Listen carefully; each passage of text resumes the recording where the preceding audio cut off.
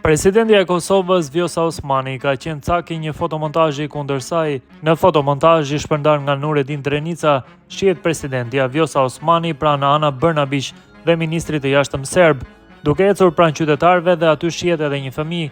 Fotografia ka sjellë reagimin e presidencës, duke thënë se është imazhi plotësisht fake, një montazh i ndërtuar që synon të krijojë konfuzion te publiku dhe të dëmtojë reputacionin e kryetares së shtetit. Një fotografi e manipuluar dhe e krijuar përmes mjeteve të inteligjencës artificiale, po qarkullon në rrjetet sociale, me qëllimin e vetëm denigrimin e presidentes së Republikës së Kosovës dhe ushqimin e narrativave të fabrikuara që u shërbejnë agjendave të huaja. Kjo pamje është fake, një montazh i ndërtuar që tenton të krijojë konfuzion dhe të dëmtojë figurën e presidentes Osmani, e cila çdo ditë, me seriozitet, përkushtim dhe integritet institucional, mbron interesat e Kosovës dhe përfaqëson shtetin ton me dinjitet në arenën ndërkombëtare, thuhet në njoftim.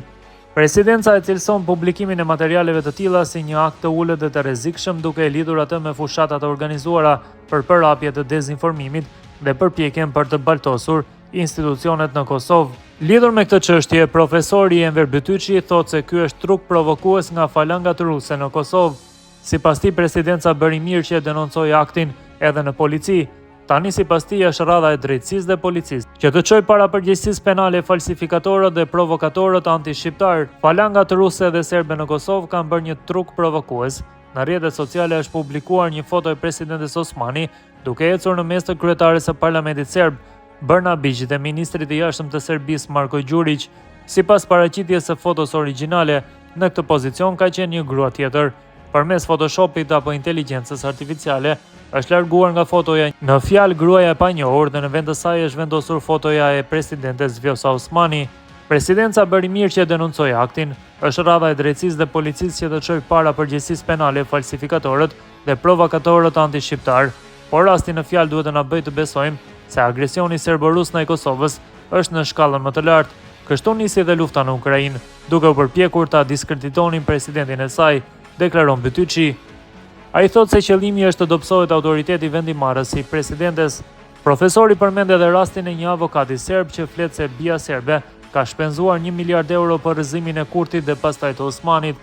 Qëllimi në këtë rast është që të dobësohet autoriteti vendimarrës i presidentes për të reaguar kundër një agresioni të planifikuar të Serbisë kundër Kosovës. Një avokat i Serbisë flet për 1 miliard euro që bija serbe ka shpenzuar dhe shpenzon për të rrëzuar fillimisht Albin Kurtin e më pas Vjosa Osmani nga pushteti për ta destabilizuar Kosovën. Kësaj marrije janë bashkuar jo pak politikan, analistë dhe tradhtar të asaj Kosove që ka vuajtur aq shumë prej Serbisë, pohon profesori. Në fund ai shton se është koha për reflektim dhe ndryshim të qasjes, duke kërkuar që ky akt të shërbejë si mësim. Është koha sa nuk është vonë që gjithkusht të reflektojë dhe të ndryshojë qasjen e tij në favor të lirisë, pavarësisë, shtetësisë dhe integritetit territorial të Kosovës. Ky akt duhet të shërbejë si mësim për të gjithë, për pushtetarët dhe opozitarët, për analistët dhe mediat në përgjithësi. Është koha kur bashkëpunëtorët e Serbisë të kenë frikë të dalin në ekrane televizive e të shesin moral apo të japin këshilla. Kur nuk funksionon pendesa për akte të tilla antikombëtare, atëherë duhet që të ngjizet frika, përfundon Bytyçi.